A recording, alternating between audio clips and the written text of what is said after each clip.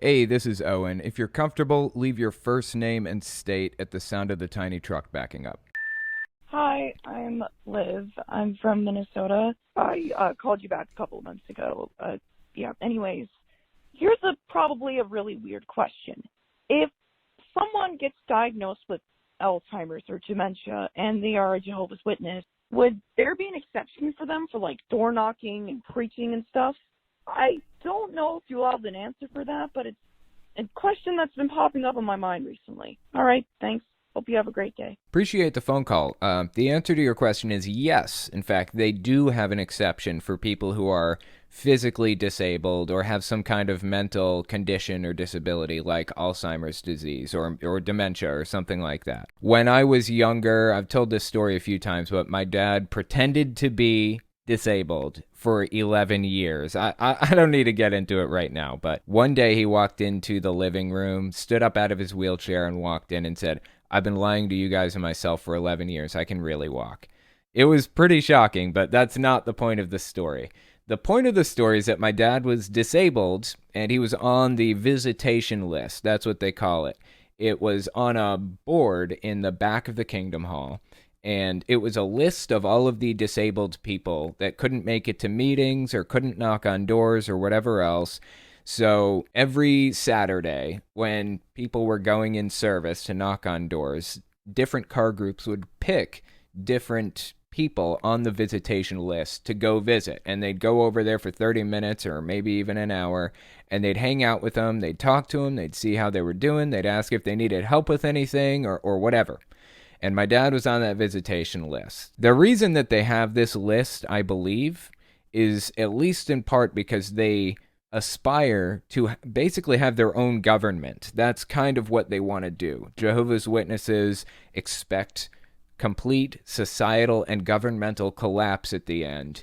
So they want to be able to step in with a government and fill the role that the government fills right now, basically. So that's why they have this whole setup with visitation lists and everything else. If you are just physically disabled and not mentally disabled, like with Alzheimer's or something, they sometimes expect you to turn in like time every month anyways. Like my dad could have been doing letter writing campaigns, write letters and pick out a name from the phone book and send the letter out to them. Or phone call campaigns. Look up phone numbers in the phone book, call them up and tell them you're a Jehovah's Witness and you have some good news for them, that kind of thing. So that's kind of how Jehovah's Witnesses do it. If you have some debilitating condition that doesn't allow you to go out, you aren't expected to. But that being said, if you are faking or you don't put your all into it, according to the governing body member, Tony Morris, he says you will be judged for that for murder. Because the people who die in Armageddon that you didn't get to talk to in service, if they die in Armageddon because you didn't make it to their door, you're blood guilty, and it's just as bad as committing murder. They're pretty serious about it, so you better not be faking. Hi, Owen. This is Chris from Rhode Island. First of all, I just want to say, big fan of your channel. Love the stuff that you put out. But I was curious what your thoughts were on this. I've sort of noticed this among atheists that some will go great lengths to avoid using phrases or terminology like saying, "oh my God," when something surprising happens, for example. And sometimes will outright berate others if they do so, and they're also atheists. I mean, I personally use it just mostly out of force of habit, but I was wondering what you think about that.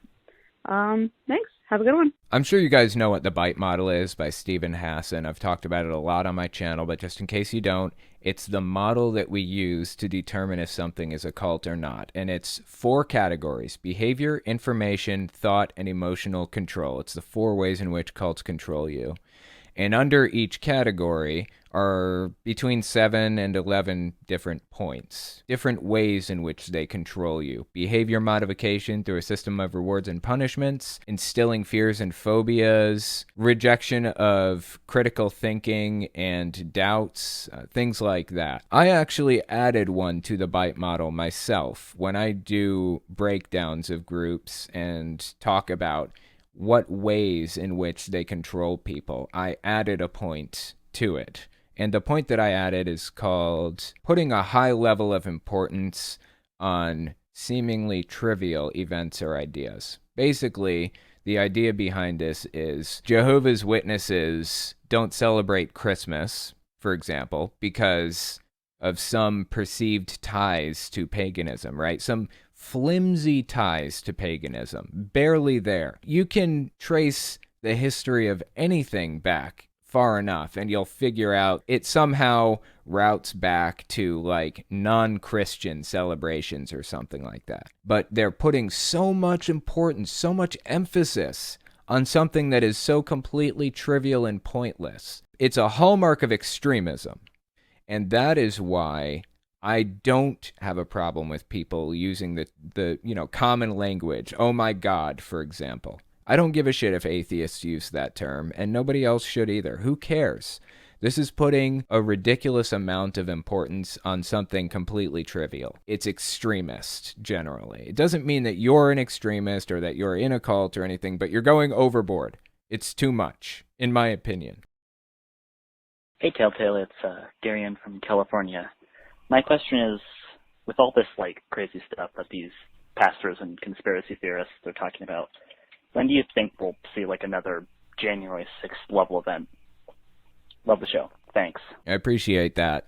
January 6th was an extremely unique situation. The reason I say it's unique is because the people were all right there outside where the lawmakers were, basically where the entire seat of government was. Anybody that was in government that wasn't Donald Trump was in that area at that time. Just about. All of the U.S. representatives were there. The senators and the congressmen were all there. And it was like a perfect storm. It was intentionally set up that way by Donald Trump, we're coming to find out, or by people involved with Donald Trump. But seeing that perfect storm come again, I don't know. It's going to be hard. It's hard to imagine things lining up so perfectly like that again, at least in part because that scared congressmen so much that they will make sure that that kind of thing doesn't happen again.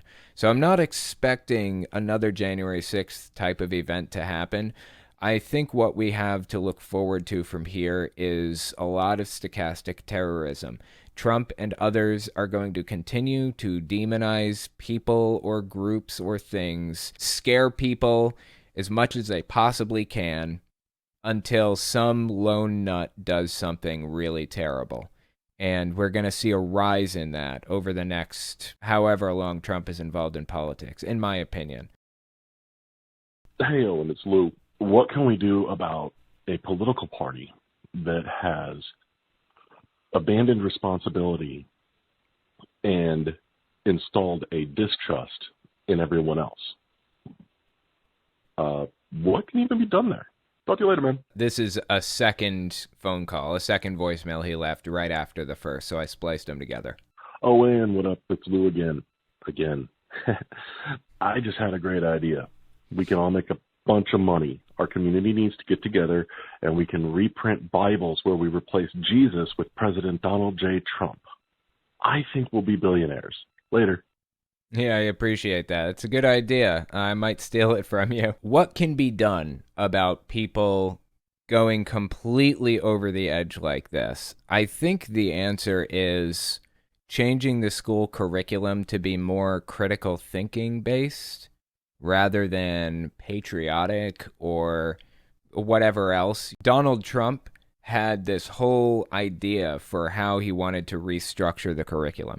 Maybe not Donald Trump, but the people around him, and he was pushing it hard. After Trump lost, they decided, all of these deeply read people decided to go into the school boards, try to take control. They were running for the school board seats, and they were busting in and doing all these talks and everything else, taking control of these school boards. Extremely concerning because that's going the exact opposite direction that we need to go in.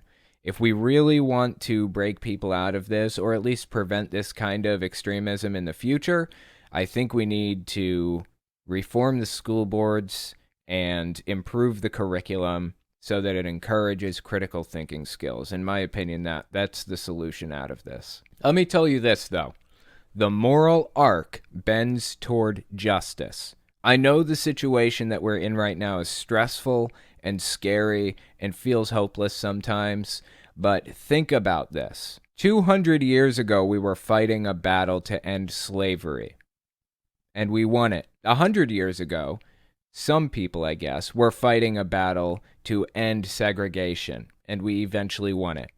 50 years ago, we were fighting a battle so that gay people could get married and live in peace and not have to worry about being beaten to death in the streets. For the most part, we won it.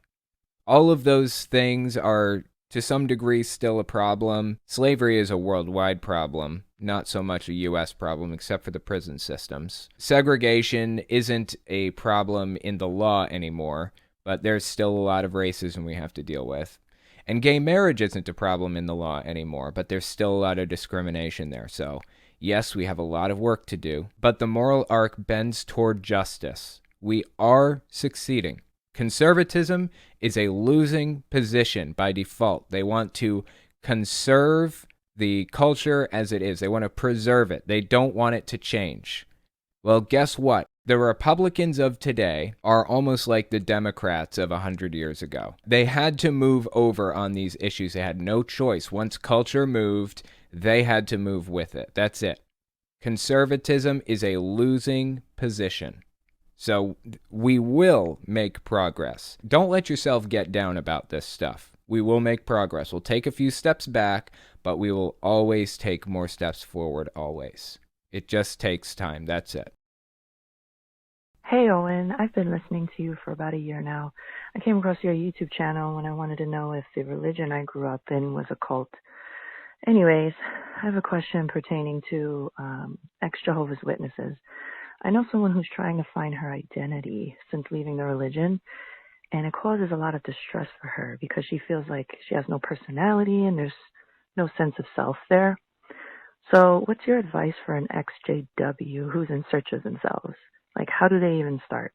And how can someone like me support that person in their search? Thanks so much, and keep doing what you're doing. Take care. That's a tough question. I know when I left the religion behind, I had no direction. I had no idea what to do or how to find myself or who I am or whatever. The fact is, you are who you are now. I'm assuming your friend was a Jehovah's Witness from a very young age like I was. That may not be the case. I don't know. But I grew up in it, and I didn't have a personality prior to Jehovah's Witnesses. They formed my personality. They molded it into what it is today. And as a result, I do have some qualities that Jehovah's Witnesses value. For example, I'm a pacifist. I don't believe in fighting or war or battles of any sort. Only in the most extreme situations where you are backed into a corner and have absolutely no other choice. It's a part of my personality. Whether I like that or not, that's just who I am. But you can remove the flawed parts of your personality. For example, coming out of Jehovah's Witnesses, I had a problem with gay people. I removed that flaw from my personality, looked at the science and looked at the people and realized there's absolutely no reason for me to hold this position other than Jehovah's Witnesses programmed it into me. So I removed the bad parts and I added good things to it, valuable things to it. I found interests outside of what Jehovah's Witnesses had to offer. I love collecting and playing retro games, for example. I love streaming on YouTube. I love doing all this stuff. I found hobbies and interests and friends and integrated it all into my life, and it all kind of naturally arose. It all kind of naturally flowed into a new personality that I had independent of Jehovah's Witnesses. So I would recommend, if you want to help somebody find their authentic self, their authentic personality, as psychology calls it, try getting them into hobbies and see what they enjoy doing. And maybe pay special attention to those hobbies that Jehovah's Witnesses don't like. Like, for example, playing Pokemon, reading fantasy books, Harry Potter, things like that. They don't like fantasy books or witchcraft or whatever else. That could be valuable. Good luck. Hey, I'm Addison from Indiana, and I just had a question for you. In one of your recent videos, you talked about how it's very hard, if not impossible, for presidents to be elected if they aren't expressly Christian. You mentioned how there hasn't been a president in our history, really, who was elected without being a Christian. So I wanted to ask, when do you think this country will be ready to elect someone from either a different faith or someone who's an atheist? I'm interested to hear what your take is. Thanks. Honestly, I don't think the United States was ready to accept the first black president, Obama. It came entirely too late in this country's history, but we still have holdouts from the Civil War, people who passed this racist, evil ideology down to their children and their grandchildren and great-grandchildren, and now we still have this like little racist faction in the United States that's not so little, as it turns out. I'm glad that Obama won. I'm glad that we had our first black president, but it tells me that the problems that Obama had, people making fun of him and all that other shit, it tells me that we're still pretty far off from having an atheist president. I don't think that we're probably more religious in the United States now than this country has ever been. It is pretty extreme right now. You know, an atheist may win an election, but I don't think that they could possibly win an election on being an atheist. If they came out and said, I'm an atheist and I want to be president, they could not win on that.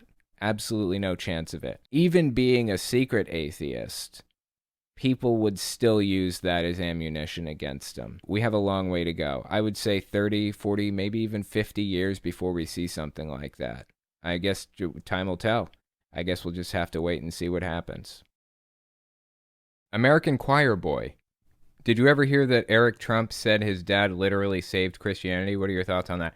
I did hear about that. It's been a while since I saw that clip, though. This is Associated Press. Let me see if I can watch this clip real quick. 1 second here. President Reagan said, freedom is never more than one generation away from extinction. This quote he's giving right here, I believe this is Reagan's quote about 1,000 years of darkness. It's the same one Chuck Norris used to claim that we would plunge into 1,000 years of darkness if Obama won. It must be fought for, and it must be protected. This is the fight that we are in right now, and it is a fight that only my father can win. Boy, they really ramp shit up to 10, don't they? Every single time they do anything. It's fucking bizarre. Joe Biden is a politician who has been in government for 47 years. He's a career politician who's never signed the front of a check and does not know the slightest thing about the American worker or the American business, the engine which fuels the greatest economy the world has ever known. The same politician who has been a total pushover for communist China, and someone who would be a giant relief for terrorists who now spent years running, hiding, and being taken out by the most talented military known to man. To the voiceless, shamed, censored, and canceled, my father will fight for you. And to every proud American who bleeds red, white, and blue, my father will continue to fight for you. This is just pure propaganda from beginning to end, isn't it? There isn't a thought in his head that didn't come from the party or from Donald Trump. I just can't stand that the U.S. politics have devolved to this level at this point. It's really hard to watch sometimes. In closing, I'd like to speak directly to my father. I miss working alongside you every single day, but I'm damn proud to be on the front lines of this fight. I'm proud of what you are doing for this country. I'm proud to show my children what their grandfather is fighting for. I'm proud to watch you give them hell. Never stop. Continue to be unapologetic. Keep fighting for what is right. You are making America strong again. You are making America safe again. You are making America proud again. And yes, together with a forgotten man and woman who are finally forgotten no more, you are making America great again. Dad, let's make Uncle Robert very proud this week. Let's go get another 4 years. I love you very much. God bless you, and God bless the United States of America. It doesn't seem like that was the clip that I was looking for where he said that his dad saved Christianity, but I don't know. That one seemed worth it to me anyways. Fucking weird. This dude and the entire family are strange. Is it just me? There's just something real fucking weird about like their mannerisms and the fact that they're obsessed with themselves and with how they're going to make the country great, how nothing was good until they came along and touched it. It's just embarrassing and sad. I really, really hope that Trump's kids don't get involved in politics. I don't know why they'd want to. In fact, I don't know why anybody would want to get involved in politics at all. Politics seems fucking terrible. Have you seen some of the shit that they did to, like, Hillary Clinton or even Bernie Sanders or hell, even Donald Trump? I mean, there were some news outlets out there that really twisted things around that he said. Politics seems fucking awful in basically every way, shape, and form. I don't know anybody who would want to be involved in that shit. Anyways, yeah. I think I remember him saying Trump saved Christianity. Just another completely obnoxious, borderline blasphemous claim that I can't even believe he still has the backing of Christians after saying.